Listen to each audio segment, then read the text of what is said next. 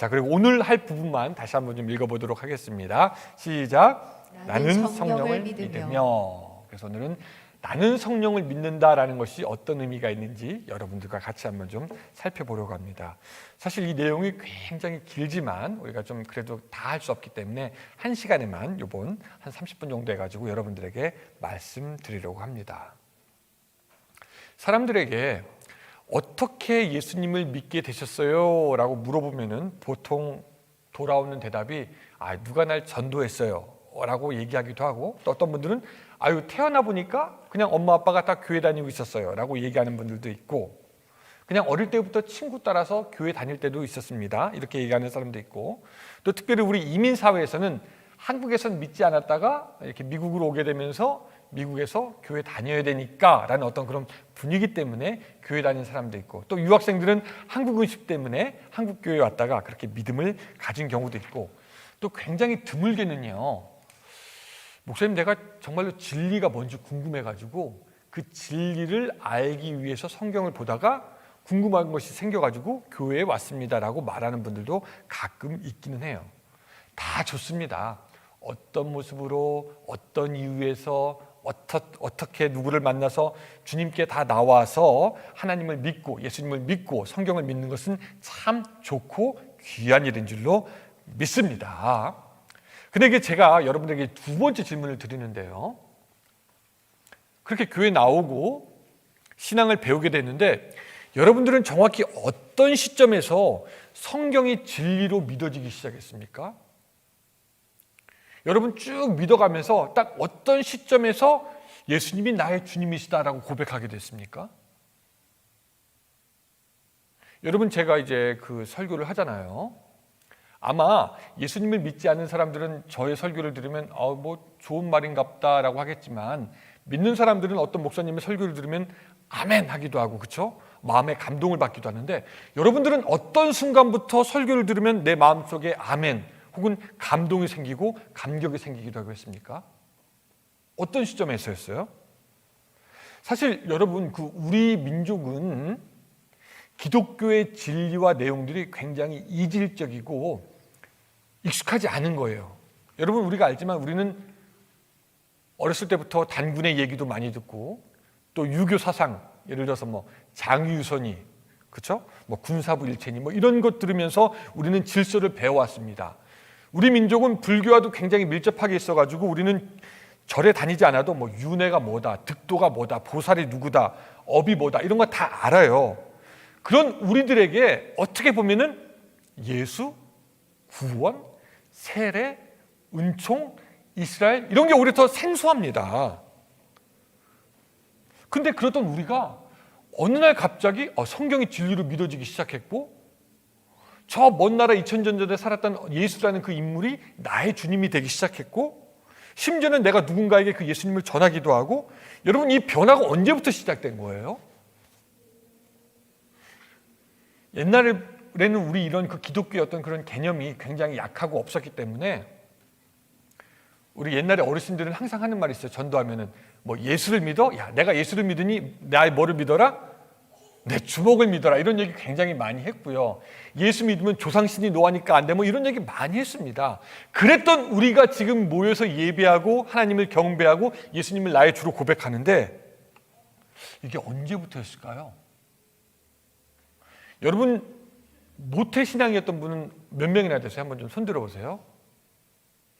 네, 손 내리시고. 모태신앙이 아니셨던 분들, 네.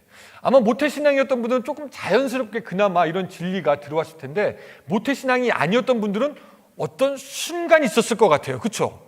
그 순간이 언제였습니까? 어떤 분들은 그 순간이 마치 막 쏟아지는 물처럼 확 다가와가지고 내가 갑자기 은혜를 받고 확 바뀐 분도 있을 것이고, 또 어떤 분들은 계속 고민합니다. 야, 이게 맞는 말인가 아닌가, 맞는 말인가 아닌가 고민하다가 나중에 믿게 된 분도 있을 것이고, 또 어떤 분들은 이게 진리인가 아닌가 지금도 왔다 갔다, 은혜 받은 것 같을 땐 좀 진리인 것 같다가 은혜 안 받으면 이게 진리가 아닌 것 같다가 왔다 갔다 하는 분도 있을 것이고, 또 어쩌면 여기에 어떤 분들은 아직도 이게 과연 진리인가? 이게 과연 믿을 수 있는 사실인가? 의문을 품는 분들도 있을 겁니다. 우리가 어떻게, 왜 구원을 받고 언제 예수님이 나의 주가 되며 내가 어떻게 하늘나라에 들어가게 됐는지 통 모르겠습니다 라고 하는 사람들이 있을 텐데, 예수님 때에 지금 제가 드린 그 질문에 대한 궁금증이 있는 사람이 한 명 더 있었는데, 그가 누구냐면은 바로 니고데모라는 사람이었습니다. 자, 니고데모는 누구냐면요, 당시의 바리새인이고요, 유대인의 최고 법정 의결기관인 산헤드린의 그 70명 중에 한 명이었던, 굉장히 정치적으로 명망이 높았고 사회적으로 존경받던 사람이었습니다. 그 니고데모가 마음속에 영적인 질문이 가득해서 예수님을 찾아갑니다. 이 위치에, 이 시골의 갈릴리에서 온 촌뜨기 랍비를 내가 찾아가는 것이 창피하니까 낮에는 안 가요. 낮에 안 가고 밤이 깊을 때 예수님을 찾아갑니다. 니고데모하고 예수님이 딱 만났어요. 근데 예수님은 마치 니고데모가 어떤 질문 갖고 있는 것을 알았다는 듯이 이렇게 얘기합니다. 만나자마자 내가 진실로 진실로 너희에게 이르노니 사람이 거듭나지 아니하면 하나님의 나라를 볼 수 없다라고 얘기합니다. 근데 그 말을 들은 니고데모가 깜짝 놀래요. 거듭난다? 거듭난다라는 것은 한 번 태어나고 또 태어나는 건데, 아니 선생님, 랍비요, 이것이 어떻게 가능합니까? 우리가 엄마 뱃속으로 들어갔다가 다시 거듭난다고요? 다시 태어날 수 있습니까? 라고 다시 물어봅니다. 그때 예수님께서 하신 말씀 우리가 잘 아죠? 사람이 물과 성령으로 나지 아니하면 하나님의 나라에 들어갈 수 없다라고 얘기합니다. 아마 이 니고데모가 물에서 난다라는 것은 어떤 의미인지 대충 알았을 것 같아요. 왜냐하면 그때에도 세례가 있었고, 물에서 나오는 순간 세상과는 결별하고 회개하고 하나님을 따르겠다라고 깨끗해졌다는 의미가 있으니까 아마 물에서 난다라는 의미는 대충 뭔지 알았을 것 같은데, 성령으로 난다? 따라합시다. 성령으로 난다.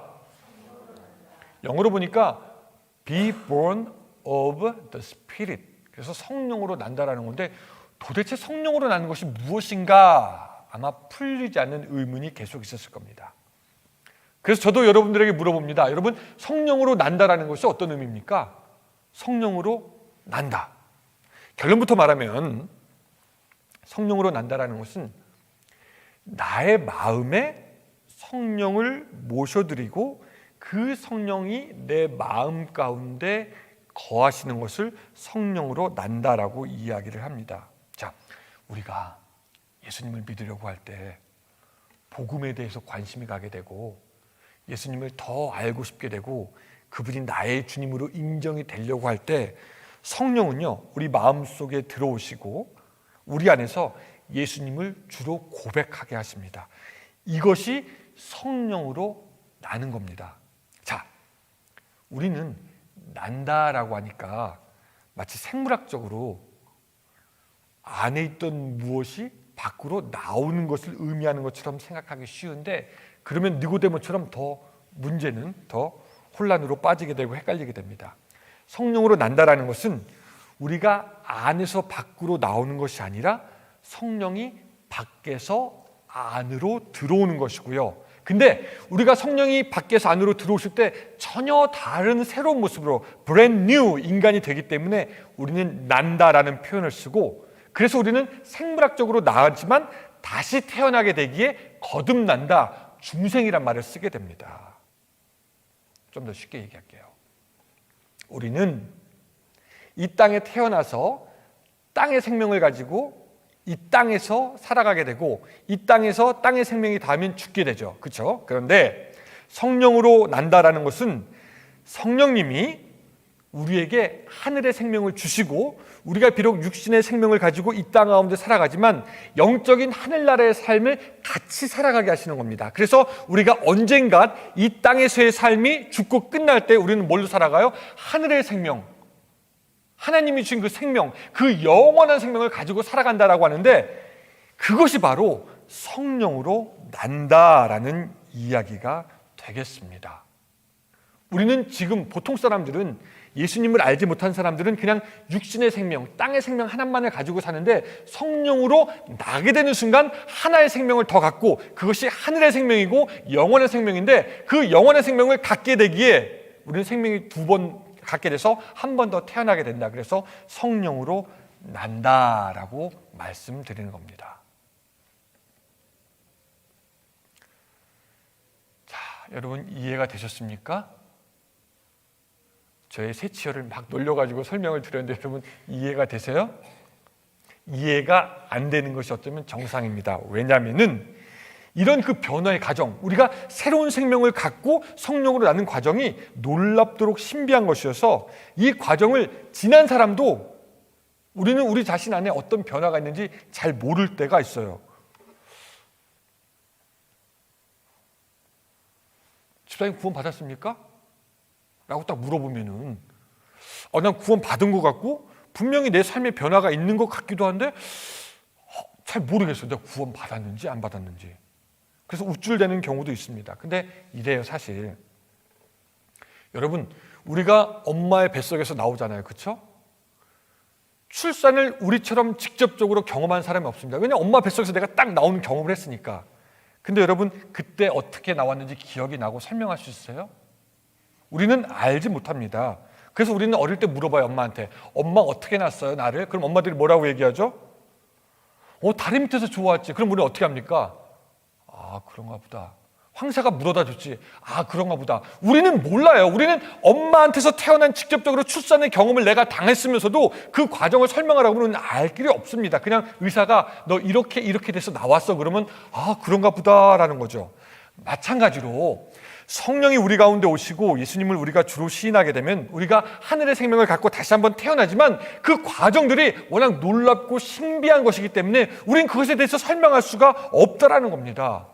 그렇게 설명이 안 되고 그렇게 얘기해도 사실 알지 못하기 때문에 예수님은 니고데모에게 뭐라고 얘기하냐면요, 본문 보여주시면은 3장 8절에 이렇게 얘기되어 있습니다. 같이 한번 읽어볼까요?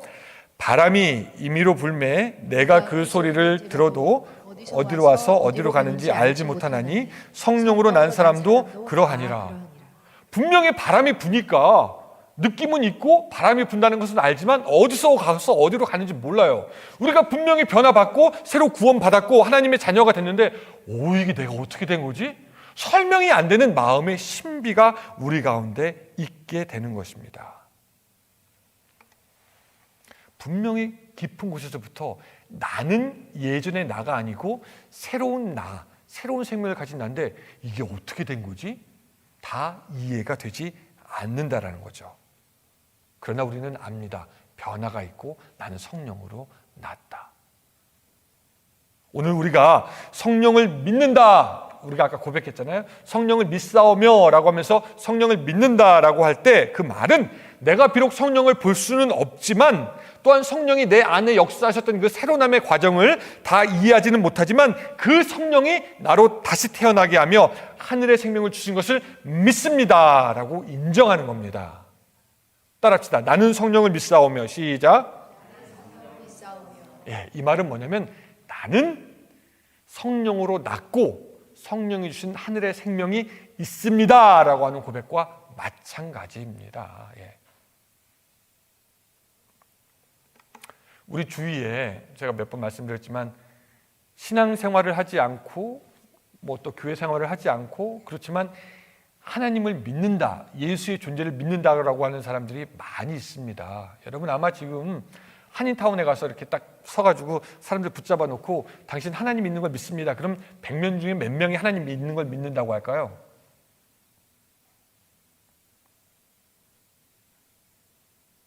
하나, 둘, 셋, 넷. 제가 생각할 땐 70명 정도는 아마 하나님을 믿는다라고 할 수도 있을 거예요. 여러분 미국 사람들 대상으로 하면 어떨까요? 더 많아요. 제가 가끔 부대 가가지고 그 미국 친구들 만나잖아요. 그러면은 저는 오히려 하나님을 안 믿는다는 애들을 더 만나기 힘들더라고요.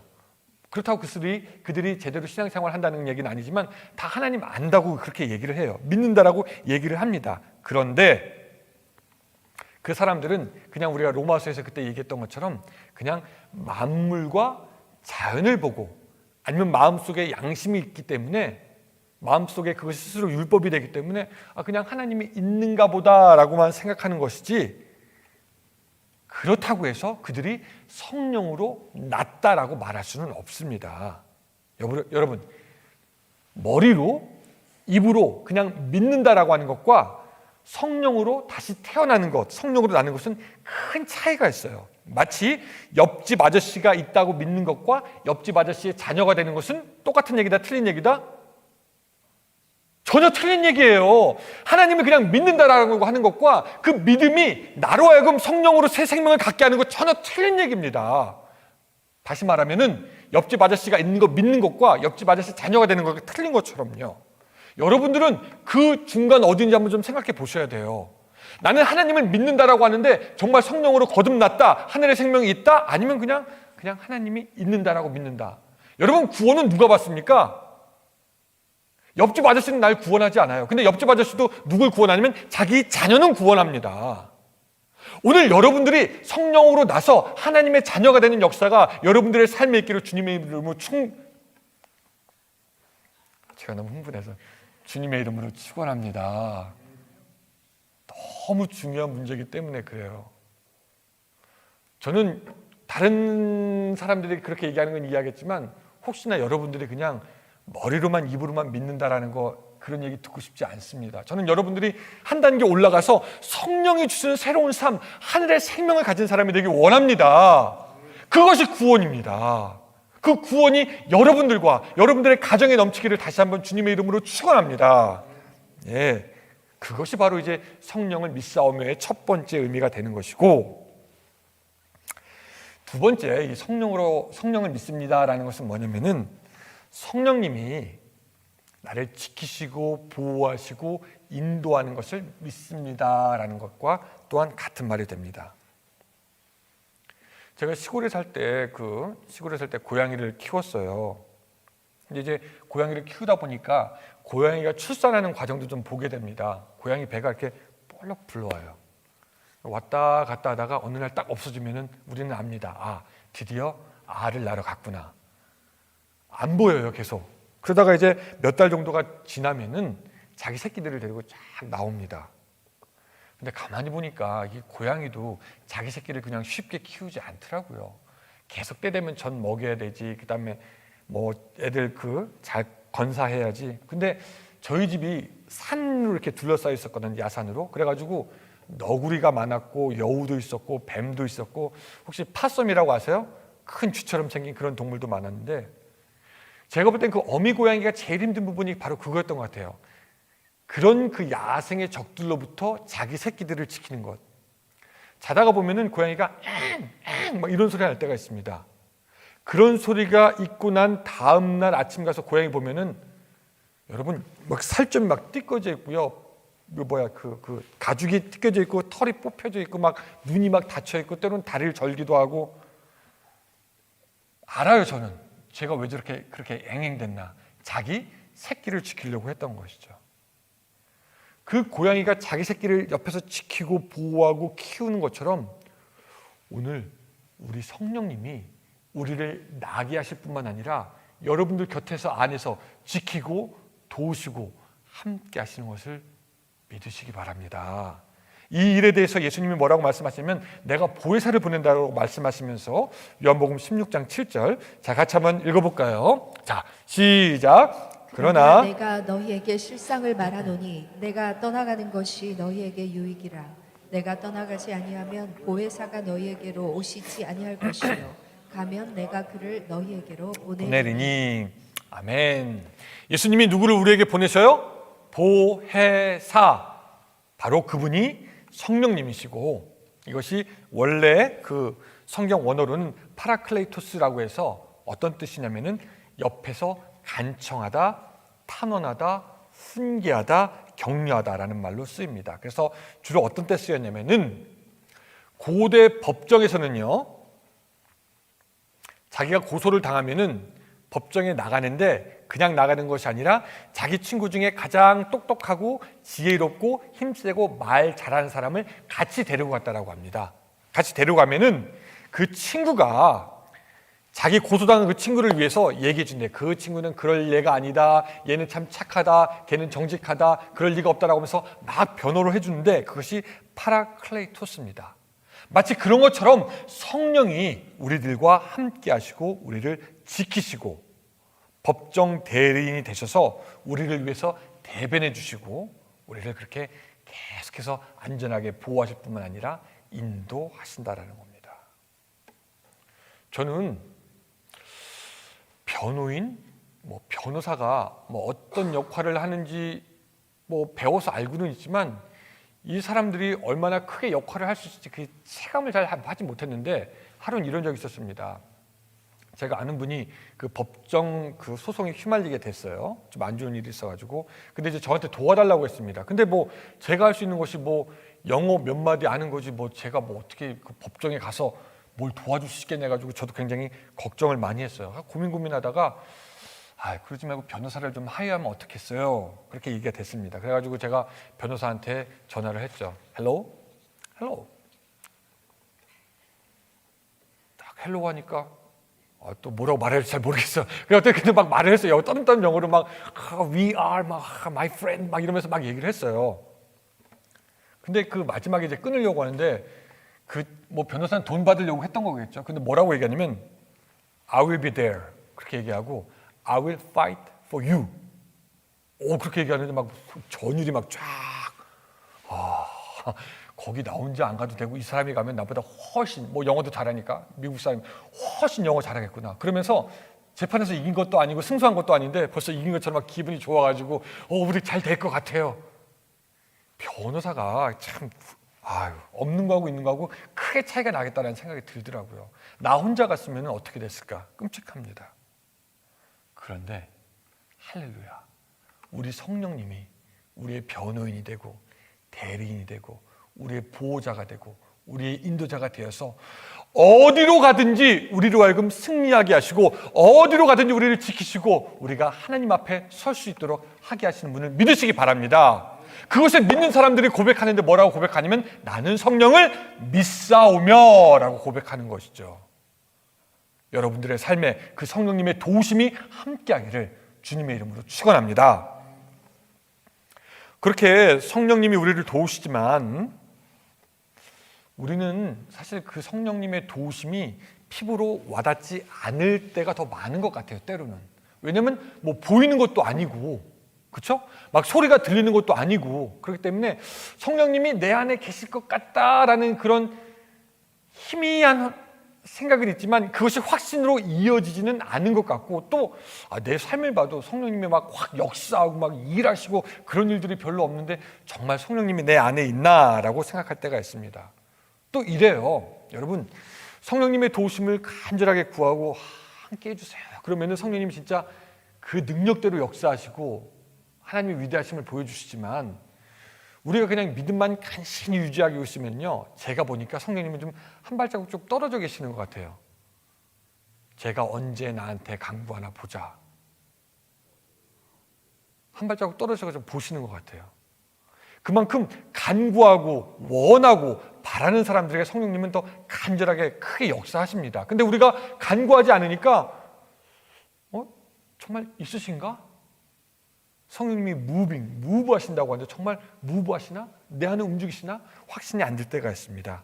그런데 여러분, 우리는 확신해야 됩니다. 성령님은 내가 느끼지 못하고 내가 다 이해하지 못해도 우리와 함께 하신다. 그 증거가 무엇이냐면요, 고린도전서 12장 3절입니다. 자, 같이 한번 읽어봅시다. 시작. 그러므로 내가 너에게 알리노니 하나님의 영으로 말하는 자는 누구든지 예수를 저주할 자가 하지 아니하고 또 성령으로 아니하고는 누구든지 예수를 주시라 할 수 없느니라. 아멘. 예.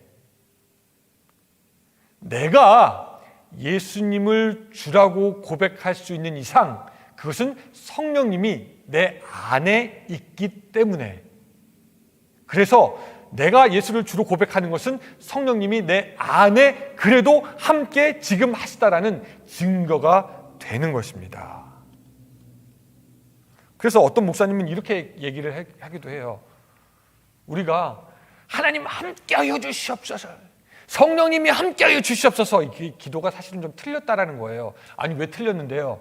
아니 성령님은 원래 어디 가시지도 않고 함께 있는 분인데 뭘 더 함께 해달라고 그래. 원래 함께 있는 분인데 그 기도가 하나님의 역사를 강하게 체험하여 주시옵소서 그런 뜻이라면 이해가 되지만 우리가 성령님 함께하여 주시옵소서라고 기도할 필요가 없다라는 겁니다. 어디 멀리가 있는 분이 아니라 어디 있기 때문에 우리 가운데 함께 있기 때문에 예수님은 우리에게 뭐라고 말씀하시냐면요, 영원토록 우리와 함께하게 하시겠다라고 그렇게 말씀하셨습니다. 예수님이 내가 아버지께 구하겠으니 보혜사를 너희에게 주사 영원토록 너희와 함께 있게 하리니, 이 말씀으로 여러분들 안에도 성령님이 지금 계신 줄로 믿으시기 바랍니다. 그 믿는 사람이 뭐라고 고백하면은 나는 성령을 믿사오며라고 고백하는 것입니다.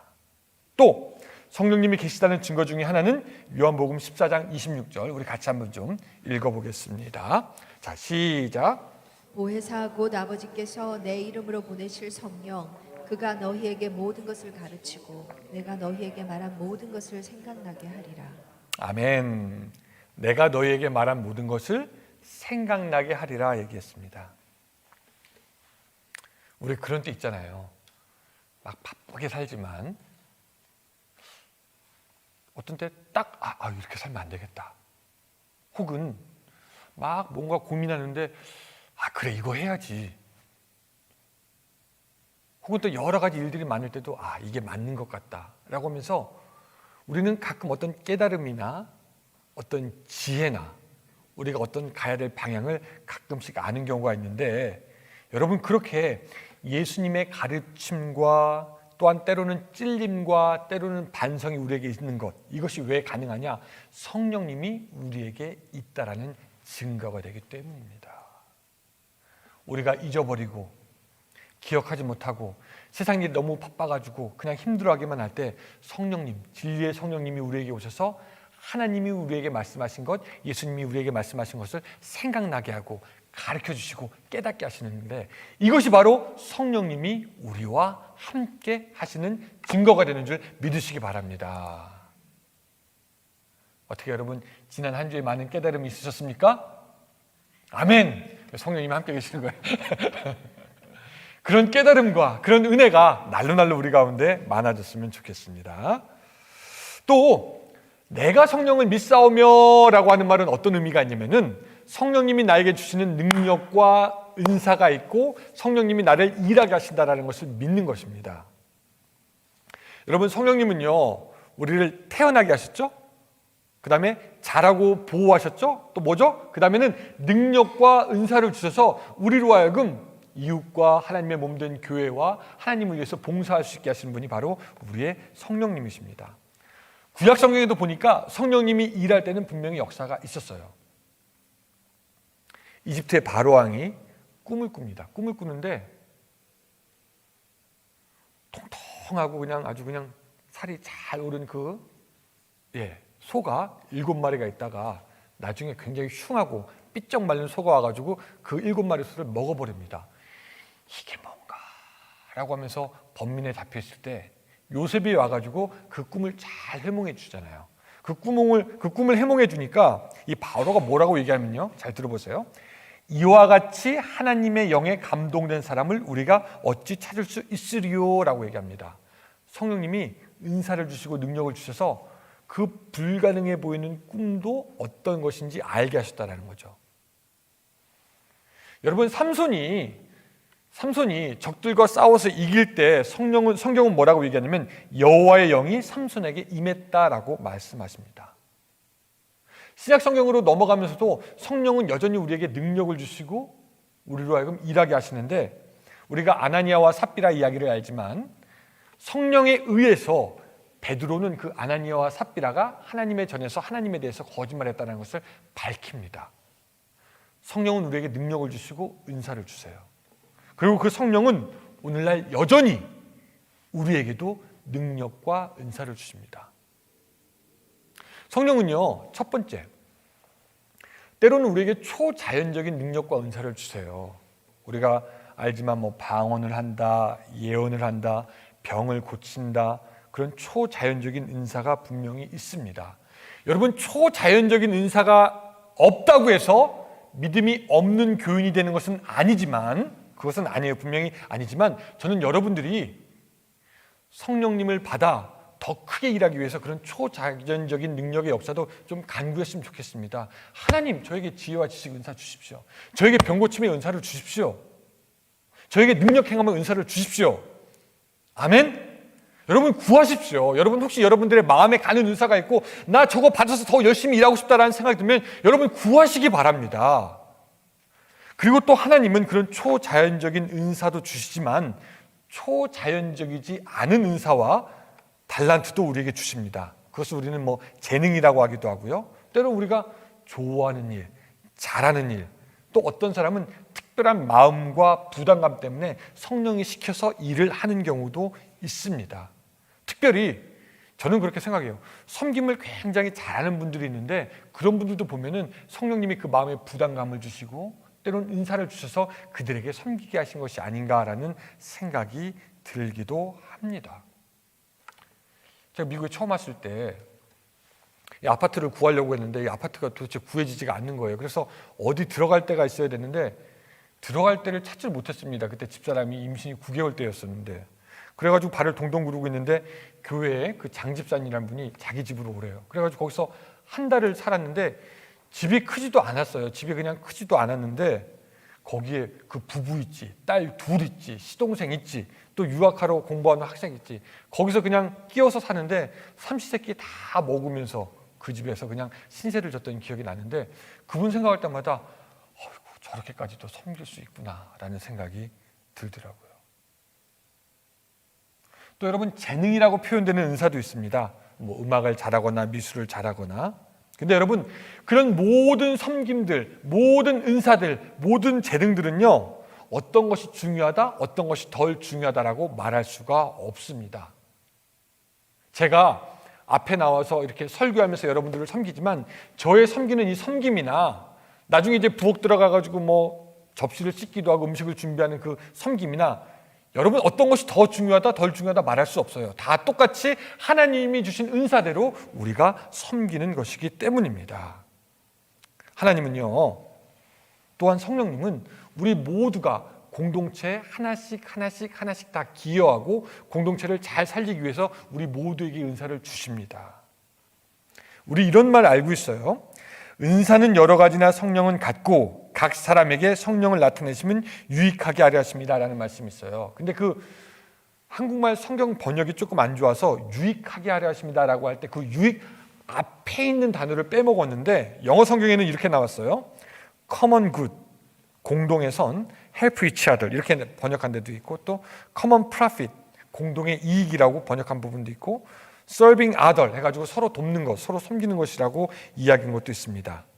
뭐냐면은 오늘 우리 모두에게 은사를 주셨는데 그 은사는 우리 모두를 잘 섬길 수 있게 하나님께서 각각 우리에게 주신 것이다 라고 이야기하는 것입니다.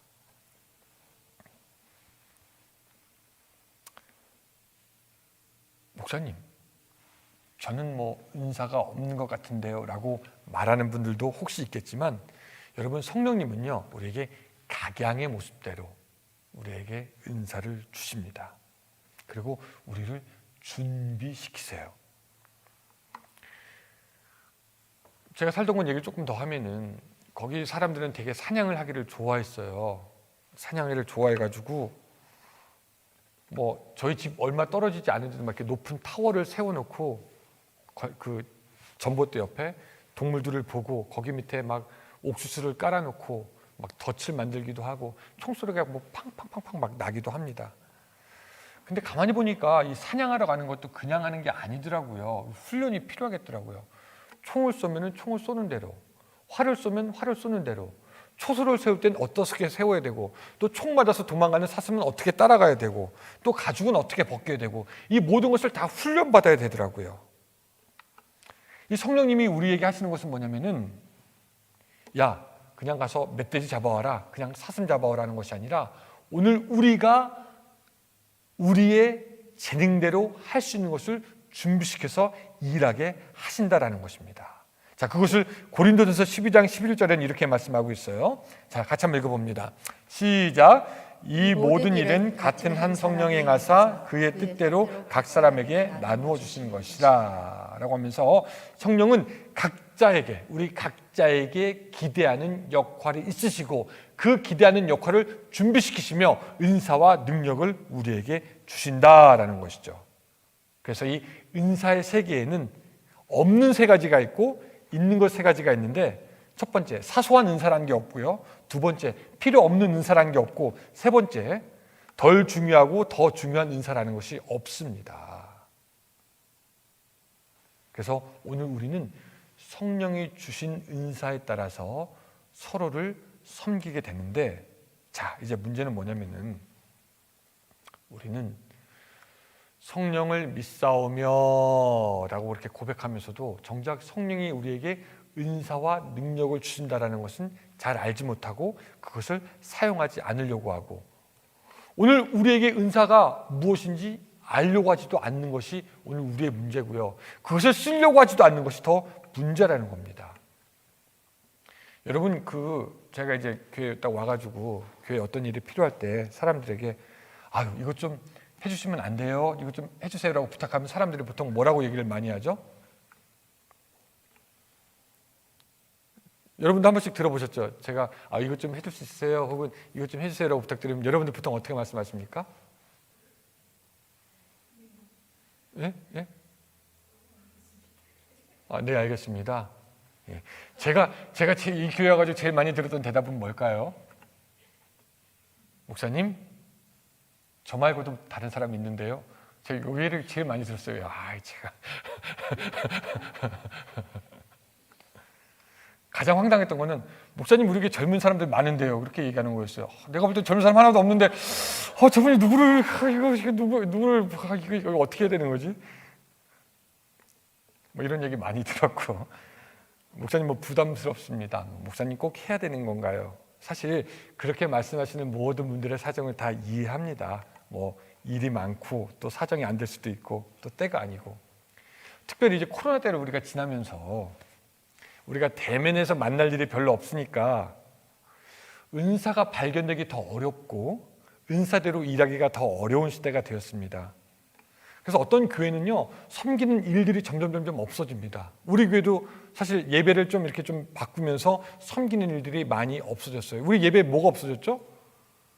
헌금에서 앞에 오는 것도 일단은 지금 없어지고, 앞으로 다 해야 되지만 이것도 없어지고, 대표 기도하는 것도 없어지고, 또 뒤에서 주보 나눠주는 것도 없어지고, 많은 교회가 다 그래요. 많은 교회가 다 그런데 여러분 한번 제 생각해 보시기 바랍니다. 그런 많은 교회에서 다들 그렇게 봉사할 기회가 없어지는데, 봉사를 안 해서 더 편하고 좋을 것 같은데 이상하게 우리들의 신앙은 더 약해져만 가는 것 같습니다. 이건 우리 교회 문제만이 아닌 것 같아요. 왜 봉사를 안 하면은 더 좋고 교회 나오는 게 더 마음도 가볍고 신나고 좋을 텐데 왜 신앙은 더 약해져 가는가? 사냥꾼 얘기 조금 더 해드릴게요. 밤새 사냥을 했는데 한 마리의 멧돼지도 잡지 못하고 빈손으로 내려오는 그 사냥꾼과 밤새 사냥해가지고 멧돼지 한 마리 딱 등에 지고 내려오는 사람, 그 두 사람 중에 어떤 사람의 발걸음이 더 가벼울까요? 여러분들 생각할 때는.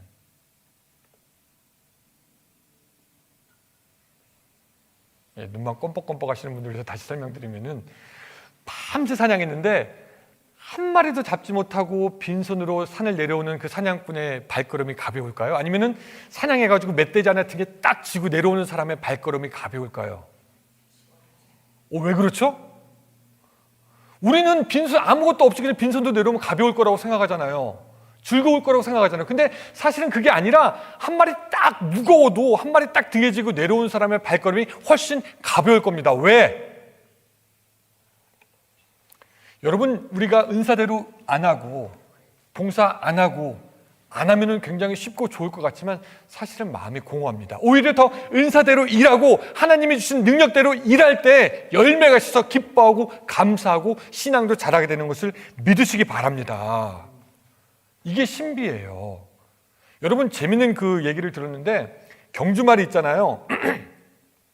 그 기술을 태운 경주말이 있고 기술을 태우지 않은 경주말하고 딱 뛰면은 누가 이기냐면은 그 기술을 태운 사람을 태운 경주마가 더 빨리 달린대요. 희한하죠. 우리가 생각할 땐 등에 아무것도 없는 그 경주말이 더 가벼우니까 막 뛰면 이길 것 같은데 정작 이기는 말은 누구냐면 등에 누가 탄 그 경주마가 더 빨리 달린다는 겁니다.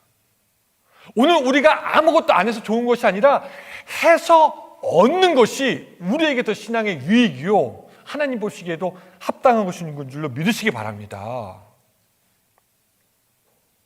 요 사람들 보면은요 밤새 사냥했지만 그냥 한 마리도 잡지 못하고 그냥 산을 내려오는 사냥꾼과 비슷해 보입니다.